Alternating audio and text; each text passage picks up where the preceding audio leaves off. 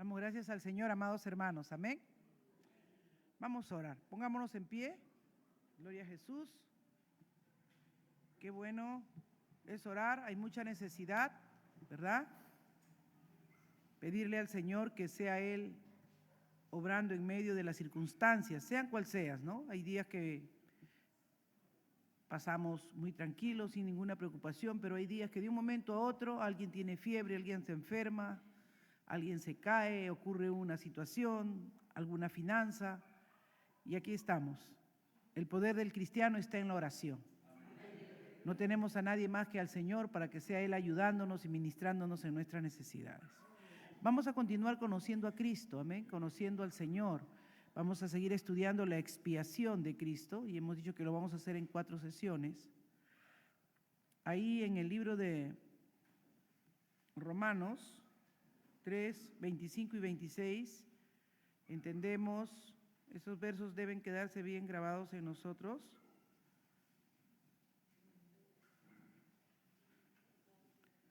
Dice, a quien Dios, Romanos 3:25, a quien Dios exhibió públicamente como propiciación por su sangre a través de la fe, como demostración de su justicia, porque en su tolerancia Dios pasó por alto los pecados cometidos anteriormente, para demostrar en este tiempo su justicia, a fin de que Él sea justo y sea el que justifica al que tiene fe en Jesús. Padre, te damos gracias en esta hora. Queremos seguir conociéndote, Señor. Queremos seguir aprendiendo para vivir y comprender la dimensión de la obra maravillosa que tú has hecho en nuestra vida, Señor. Para que en cualquier situación y circunstancia no olvidemos que somos hijos de Dios. Apelemos, oh Dios, a que somos hijos de Dios, a que Cristo es nuestro hermano mayor y nuestro modelo y nuestro ejemplo de cómo debemos vivir en esta tierra. Por amor a tu nombre, Señor, obra en nuestras vidas y en nuestros corazones. En el nombre de Jesús, amén, amén y amén. Tomen asiento, mis amados.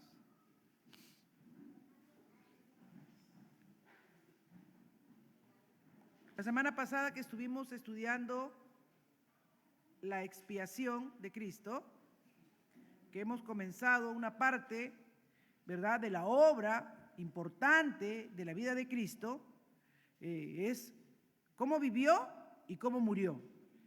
Vimos y estudiamos la semana pasada por qué era importante, ¿verdad?, la expiación, cuál era la causa de la expiación, la razón de la expiación, cuál era esa necesidad de que Cristo tuviera que hacer ese sacrificio en la cruz. Y vimos que la razón primordial por la cual Dios hace que Cristo pase lo que pasa y se da la expiación es por el amor y la justicia de Dios. Porque habiendo nosotros pecado, y lo único que tenía que hacer Dios, aplicarnos su justicia y darnos lo que nos merecíamos, Él, que es todo justicia, no podía negar que también era todo amor. Y dentro de los atributos del amor, una de las características del amor, ¿cuál es? La misericordia. Otra característica del amor, ¿cuál es? La bondad, el perdón. Entonces, el amor y la justicia de Dios fueron la suprema causa de la expiación. Porque habiendo nosotros pecado y mereciéndonos la justa ira de Dios por nuestro pecado, el amor de Dios tenía que hacer algo para salvarnos y rescatarnos de la condición en que estábamos. Pero siendo Él un Dios justo, no podía minimizar nuestro pecado, no podía negar lo que habíamos hecho, rebelarnos contra Él, desobedecerlo a Él. Entonces, esa falta tenía que ser pagada. Y para que verdaderamente sea pagada, tenía que ser por alguien que tuviera la solvencia, por decirlo así, de pagar esa deuda. ¿No? que tuviera la capacidad de poder pagar esa deuda. Y ninguno de nosotros podía hacerlo porque todos éramos pecadores después de Adán. El plan perfecto de Dios fue enviar a su Hijo, que era sin pecado, y hacer que se haga humano. Por eso dicen que no es que escatimó ser igual a Dios como cosa que aferrarse, sino que se despojó y se hizo hombre semejante a nosotros. Oh, hermano, eso es algo muy maravilloso, pero que es el punto de partida, es la razón suprema, la causa que explica la expiación. Porque nuestra mente natural, los que somos padres, los que somos madres, no justificamos, ¿verdad?, que sacrificar un hijo por nadie, ¿no? Ni siquiera por otro hermano. Menos pues será por un pecador, por alguien enemigo de Dios. Entonces, uno tiene que decir, ¿qué explica que Dios actúe así? Explica esos dos grandes atributos que Él tiene, que son su amor y su justicia. Eso quedó bien claro la semana pasada. ¿Había necesidad de expiación? También lo explicamos. En realidad no, porque Dios no tenía que salvarnos a nosotros, ni hacer nada por nosotros. Tenía simple y sencillamente que cobrarnos la deuda. Pero sin embargo, ¿qué dice? El Señor quiso, ¿no? Quiso salvarnos. Y lo quiso hacer por su propia voluntad. Igual el Hijo. El Hijo dice, nadie me quita mi vida, yo la pongo voluntariamente, ¿no? Nadie me quita mi vida, yo la pongo voluntariamente. Y ahí en Mateo 26:39 dice que Él vino a la presencia de su Padre y se postró delante de Él y le dijo, Padre mío, si es posible, pasa de mí esta copa, pero que no sea como yo quiero, sino como tú quieres. O sea, todo esto, hermanos, que uno va estudiando y que uno va viendo, nos hace ver qué es lo que debe regir nuestra vida ahora que somos cristianos. ¿Qué es lo que debe regir en nuestra vida ahora que verdaderamente tenemos esa luz del Evangelio y que vamos entendiendo? Nuestro ruego, nuestra súplica debe de ser, Señor, hazme vivir esa palabra de tal manera que honre todo lo que tú has hecho, ¿no? Que valore lo que tú has hecho. Hoy día vamos a entrar a la naturaleza de la expiación. Y la semana pasada ya dimos una introducción a esto también, pero ahora lo vamos a ver en detalle, que las primeras dos cosas que van a ocurrir en esta naturaleza de la expiación va a tener dos propósitos. El primero, ¿cuál es? La vida perfecta de Jesús, ¿qué cosa va a lograr para nosotros? Él va a lograr cumplir el requerimiento de la ley. Él no va a faltar a ninguna, ¿no? El principal fundamento va a ser que Él va a cumplir la ley y que al cumplir la ley de una manera perfecta, en una obediencia perfecta al Padre, entonces Él va a ser nuestro digno representante. Cuando el Padre quiera aplicar la justicia, no va a haber nuestra justicia que es como trapos de inmundicia, dice el profeta Isaías, ¿no? Sino ¿qué cosa va a mirar? Va a mirar la justicia del Hijo. Va a mirar la perfección del Hijo.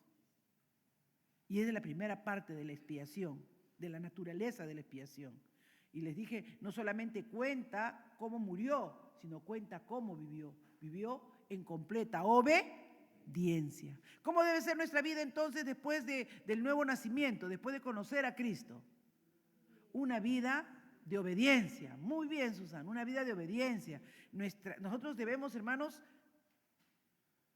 jalarnos los pelos, aborrecernos cuando mentimos, cuando le fallamos a Dios, cuando no nos esforzamos verdaderamente para seguir su ejemplo, sus pisadas. Dice que ejemplo os he dado, decía Jesús, ejemplo os es dado. Y Pablo decía lo mismo, yo me niego a mí mismo, aún golpeo mi cuerpo y lo pongo en servidumbre, porque seguramente que habría veces en que Pablo no quería hacer algunas cosas. Habría veces en que Pablo de repente no estaría con ganas de sufrir latigazos ni persecuciones. Pero él decía que él todo eso, ¿verdad?, se sometía para que Dios fuera glorificado en él y él pudiera alcanzar ser semejante a Cristo. Entonces, el anhelo de nuestro corazón debe ser que cuando miremos la expiación, alcancemos aquello para lo cual Cristo hizo la expiación. El segundo punto que vamos a ver también esta noche son que la expiación en la expiación Él tenía que sufrir lo que nosotros debíamos sufrir. Y esa fue la parte en que en la tarde me arrodillé y le dije, Señor, sinceramente, nunca nosotros dimensionamos, hermanos, lo que significó la cruz. Estaba viendo con un poquito más de detalle, explicándolo también el doctor Wayne Gruden, ahí en el libro de teología, cómo moría el crucificado, ¿no? ¿Por qué la muerte de cruz ha sido la muerte más horrenda inventada hasta el día de hoy? No hay nada hasta el día de hoy que supere como se muere en la cruz. Ah, no, hermana, la silla eléctrica. No, la silla eléctrica no pataleas más de 20 minutos o 15 minutos si es que el corazón no quiere reventar, porque revienta con la descarga. Pero el crucificado a veces duraba 2, 3 días crucificado. O sea, era una agonía. Vamos a entrar a eso en esta noche. Amén. Entonces, lo primero que vemos que la obediencia de Cristo lo hizo por nosotros. ¿Para qué? Para que Él cumpliera la ley. Para que donde Adán cayó, Él fuera victorioso. Cristo tenía que vivir una vida perfecta. ¿Para qué? Para que esa vida perfecta de obediencia a Dios ganara la justicia para nosotros. Seamos justificados por Él. Eso debe estar muy claro en su mente, hermanos. Amén. Muy claro en la mente de cada uno de nosotros. Él tenía que vivir esa vida de obediencia que Adán no pudo vivir.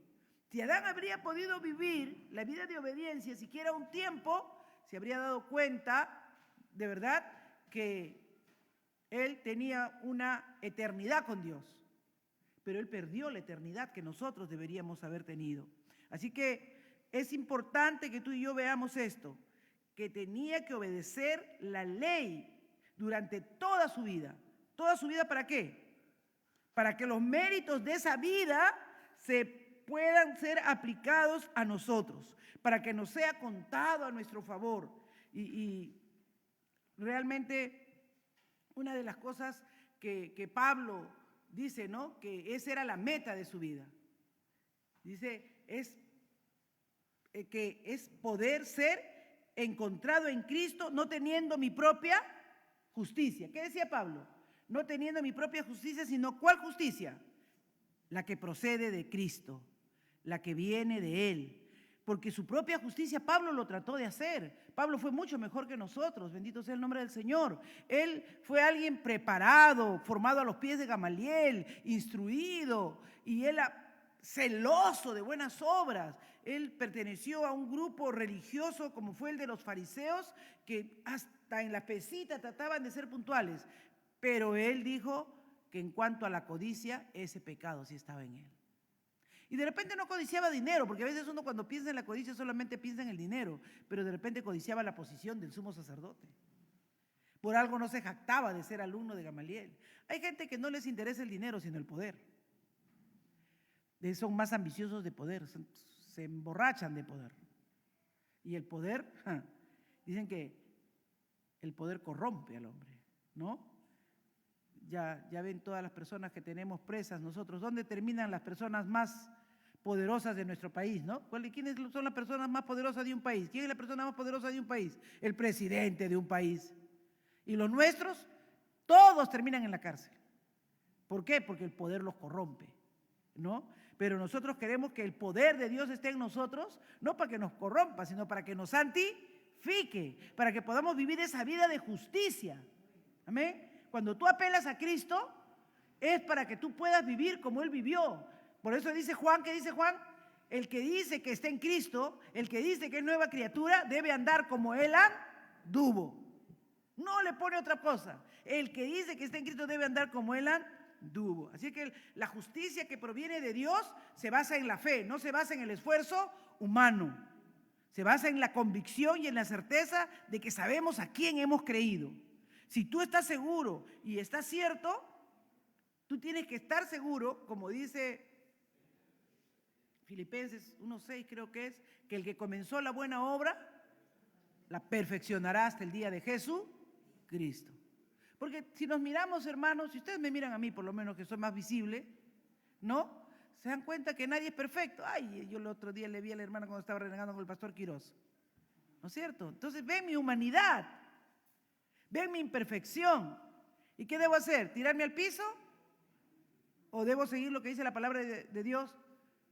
Que me despoje del peso que me asedia, de la carga que tengo, y que vea lo que Dios me está mostrando de mi propio carácter, y dejando lo que queda atrás, me extienda hacia lo que va adelante. Amén. Eso es importantísimo, hermanos, porque a veces predicamos un evangelio de queja, de señalamiento. No, el evangelio es de esperanza. Porque si el evangelio fuera solamente para estar señalando los defectos y decir el mal carácter que tenemos, o en el caso mío, lo comilona que soy, señalando mi debilidad en la carne, entonces ya pues no, ¿para qué? Ya no vayamos a la iglesia. Pero no, hermanos, Dios es un Dios de esperanza. Amén. Cada día es un día nuevo para el Señor. Cada día es un día nuevo para el Señor. Cada día es un día en que yo puedo esperar ser mejor de lo que fui ayer. ¿Cómo puedo ser mejor de lo que fui ayer? Reconociendo, pues, hermanos, que solo es por fe. Amén. Y no es por esfuerzo humano. Que yo puedo hacer todo el esfuerzo humano posible, pero siempre voy a fracasar. Pero cuando descanso en la obra de Jesucristo, en que puedo alcanzar ser, que Dios no me mira a mí, sino mira la justicia del Hijo, entonces yo ya no voy a estar tan esforzada, sino al contrario, voy a estar tan humillada pidiéndole a Cristo que me ayude, que me socorra. Así que no es solo una hoja en blanco con pecados perdonados, sino una justicia moral positiva.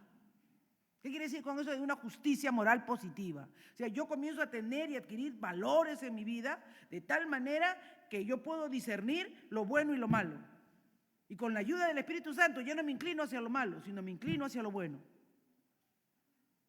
Mi moral, o sea, mi manera de ver, mis valores, la moral de uno tiene que ver con tus valores, con lo que te hace tomar decisiones, ¿no es cierto? Cuando estás, las mamás, a ver, un ejemplo sencillo, estamos cocinando y estamos frente a las presas.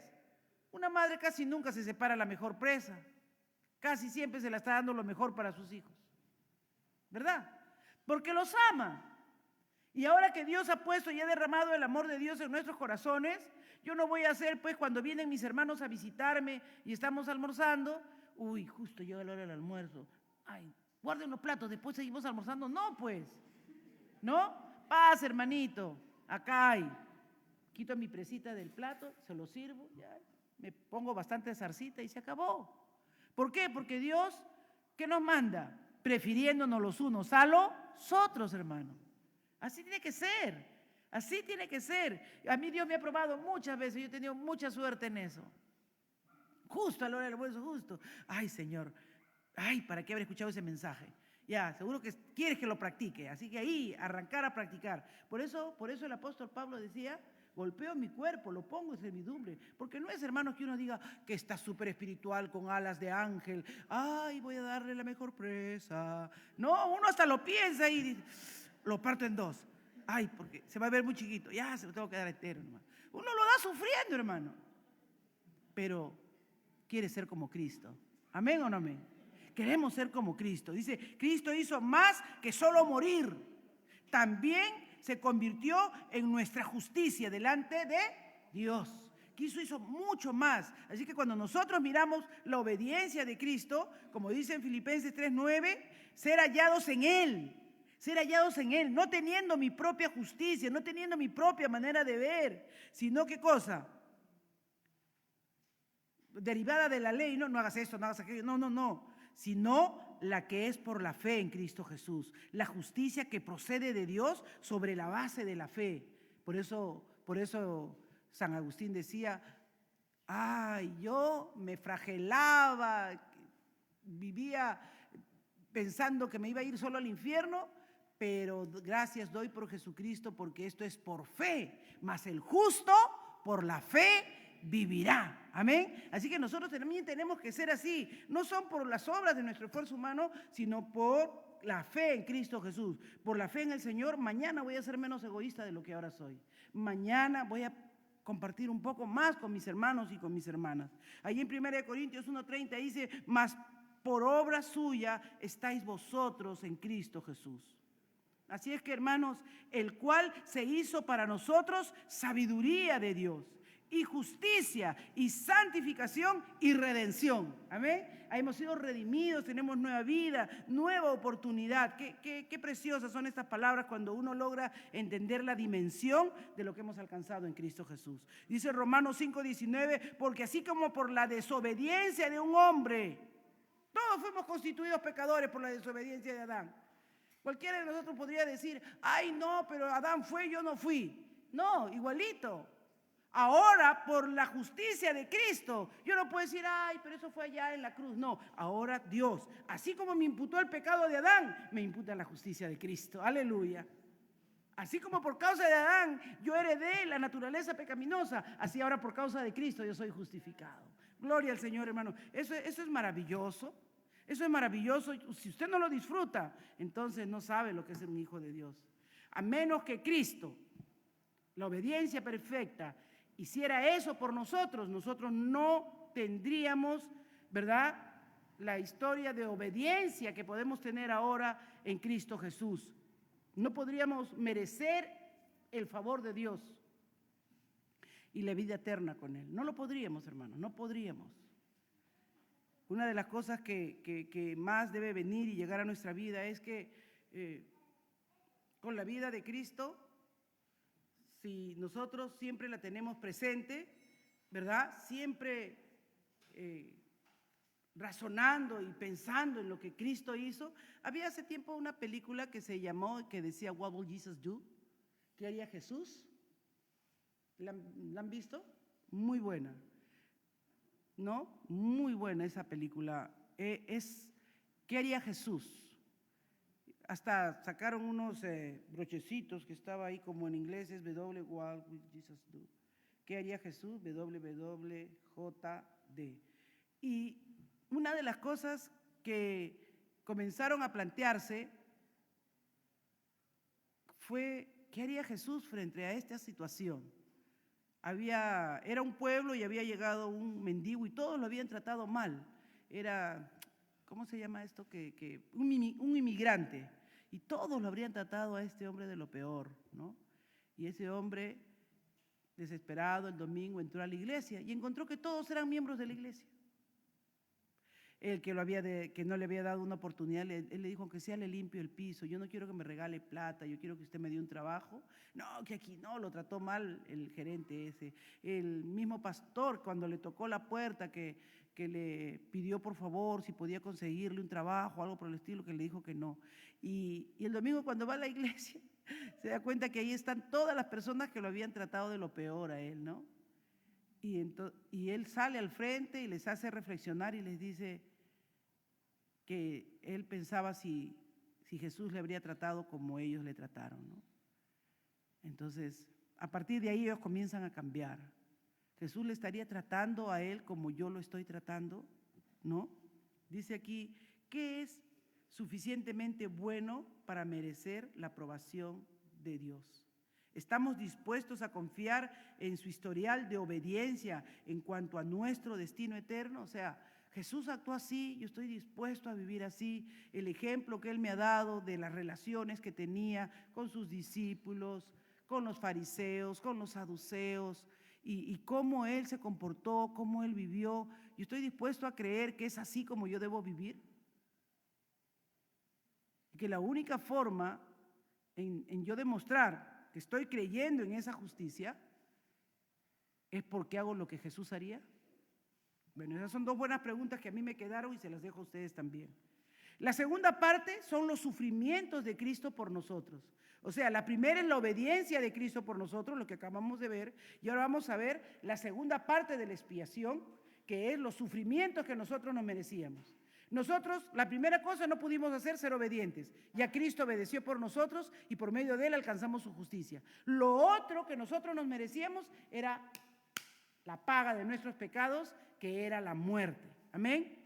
Así que además de obedecer perfectamente, también Él tenía que sufrir nuestra vida de sufrimiento. Él tenía que sufrir durante toda su vida lo que nosotros debíamos haber sufrido y que sufrimos por causa del pecado, ¿no? En un mundo pecaminoso, lo menos que podía esperar el Hijo de Dios era encontrar sufrimiento y oposición. Así es que Jesús sufrió físicamente, Jesús sufrió emocionalmente, amén. Jesús experimentó ese sufrimiento emocional de una manera profunda. Físicamente Él tuvo hambre, ya lo vimos cuando vimos Mateo 4 del 1 al 11, la tentación de Jesús. Fueron 40 días sin comer. 40 días. No sé, algunos dicen que fue un ayuno como hacen los judíos, que no comen nada deleitoso, pero beben agua o algo así, porque los médicos dicen que 40 días sin agua es una deshidratación que no podría haber aguantado, pero Él era Dios, ¿no? Y nos muestra el Señor que en su humanidad sufrió y padeció, porque dice que a los 40 días Él tenía hambre.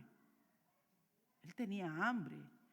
Yo digo que su hambre debe haber sido fuerte, ¿no? Para que el diablo lo tiente diciéndole que convierta las piedras en pan. O sea, su hambre debe haber sido fuerte, ¿o no? Cuando uno muerde pan, muerde piedras. ¿Ah?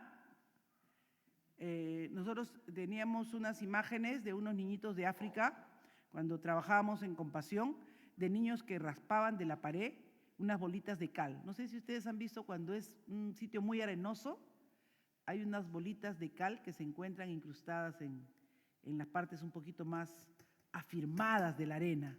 Y dice que los niños de África desnutridos raspaban eso. ¿Para qué? Para que en ese poquito de cal encontraran un poquito de sal y les ayudara. Es terrible el hambre. El hambre es la cosa más terrible. Y Jesús padeció eso.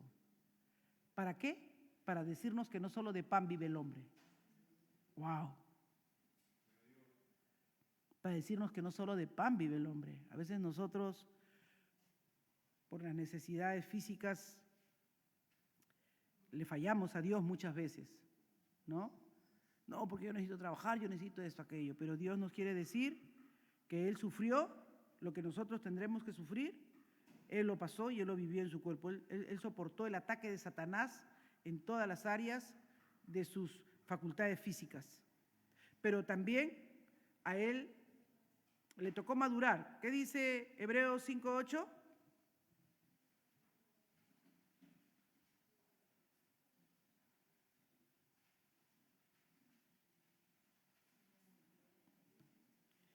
Y aunque era hijo, aprendió obediencia por lo que padeció. O sea, la obediencia, la sujeción, no es nada fácil, no es nada sencillo.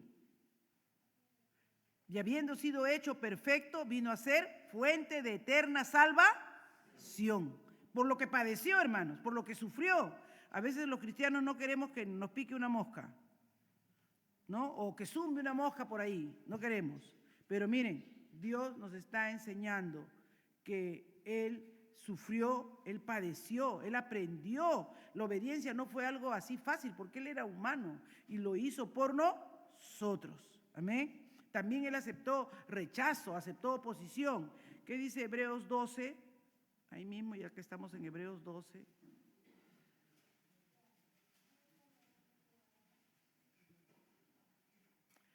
Verso 3. Considerad pues aquel que soportó tal hostilidad de los pecadores contra sí mismo, para que no os canséis ni os desaniméis en vuestro corazón.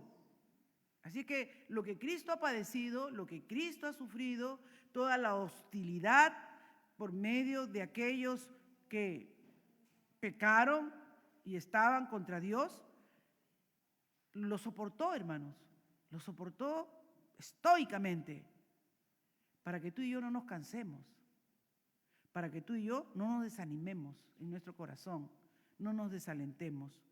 Es muy fácil, hermano, es muy fácil desanimarse y desalentarse, pero Si recuerdas los sufrimientos de Cristo por ti, durante toda su vida fue para que tú y yo seamos valientes. Amén. El sufrimiento emocional que él tuvo, me imagino que cuando murió José debió sufrir, ¿no? Tenía que asumir las responsabilidades de hijo mayor y encargarse de la familia.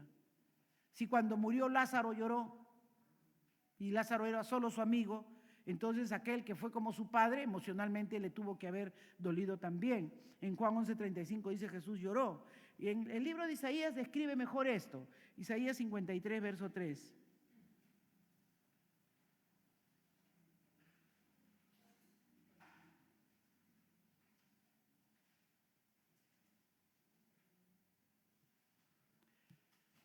Dice la palabra, fue despreciado y desechado de los hombres, varón de dolores y experimentado en aflicción.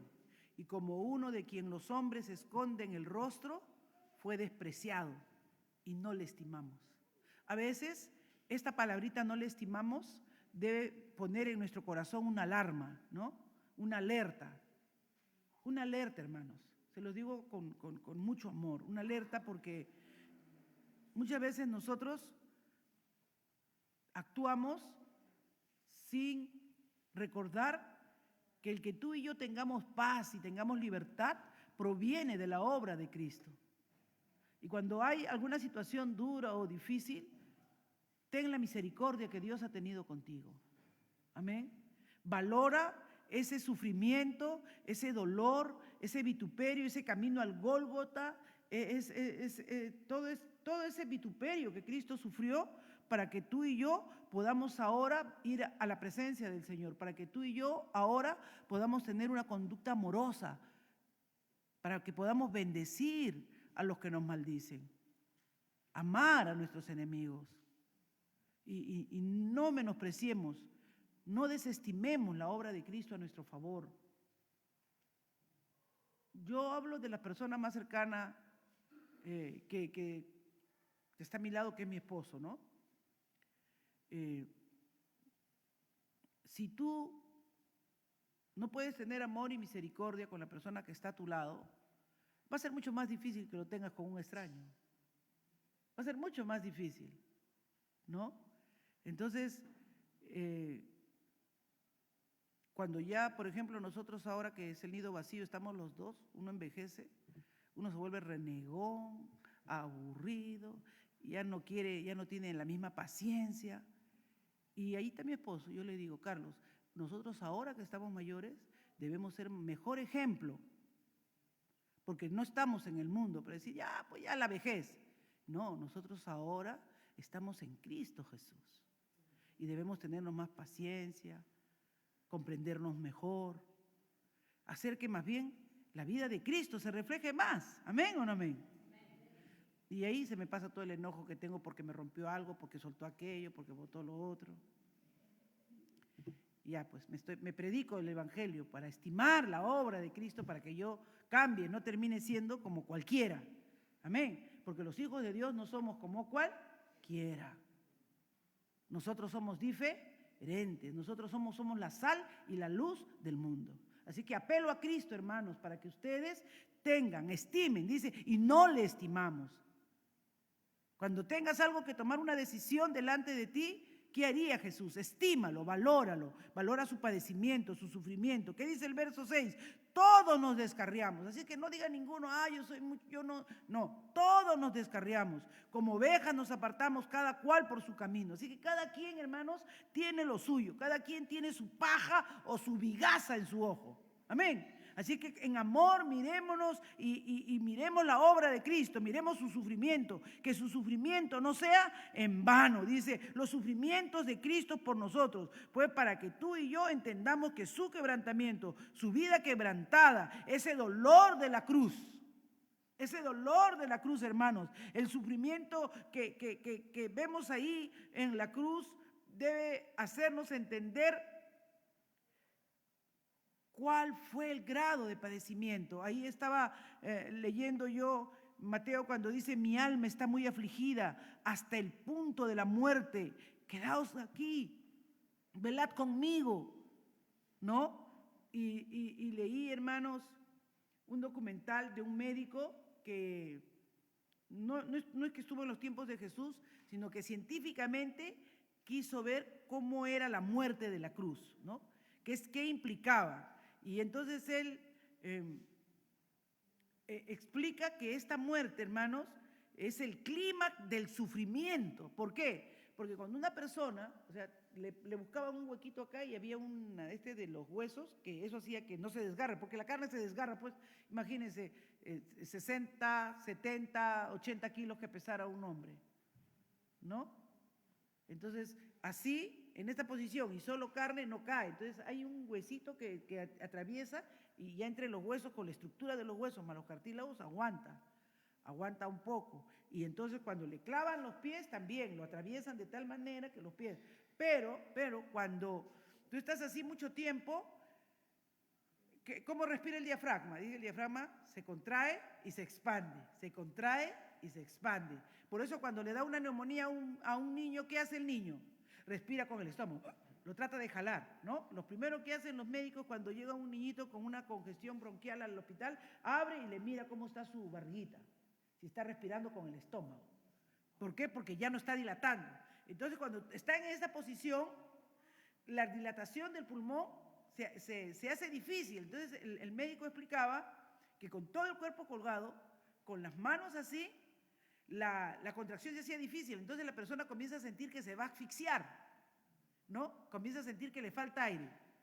Y cuando le comienza a sentir que le falta aire, el cuerpo humano instintivamente va a reaccionar a qué cosa, como cuando te estás ahogando, ¿no? Buscar afuera, abres la boca y tragas agua, pero igual va a buscar qué, tratar de respirar, ¿y qué va a hacer? Va a empujar sus pies para buscar un punto de apoyo.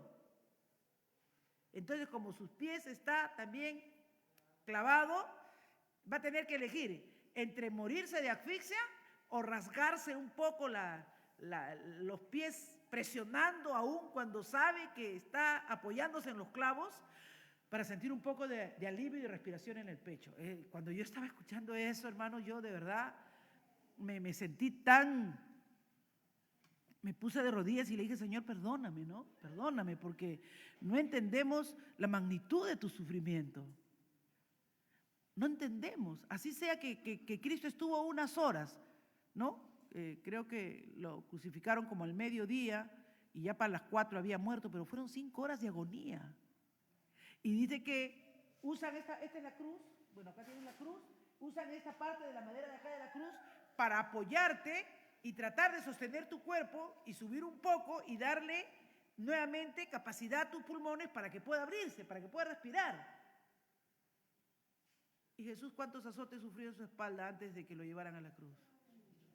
Como 39 azotes, ¿verdad? Porque es 40 menos 1. Le habían abierto casi la piel. Y esa piel desgarrada y sangrante tenía que hacer apoyo atrás para aguantar un poco la cruz. El peso de su cuerpo. El sufrimiento fue terrible, hermanos. Y fue por ti y por mí. Era lo que tú y yo nos merecíamos. Y dicen que Él gustó la muerte por nosotros. Por eso, la tristeza que Él tenía, ¿no? Mi alma está afligida hasta la muerte, decía.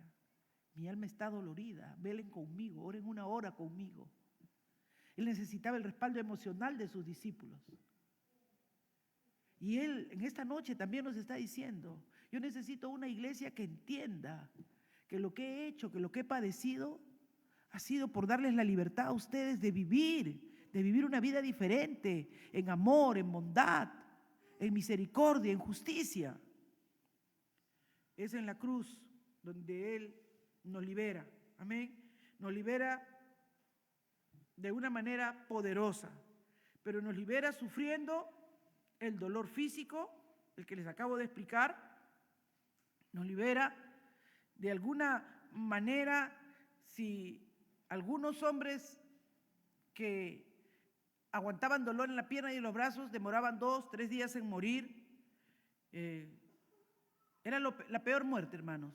Era la peor muerte, ¿no?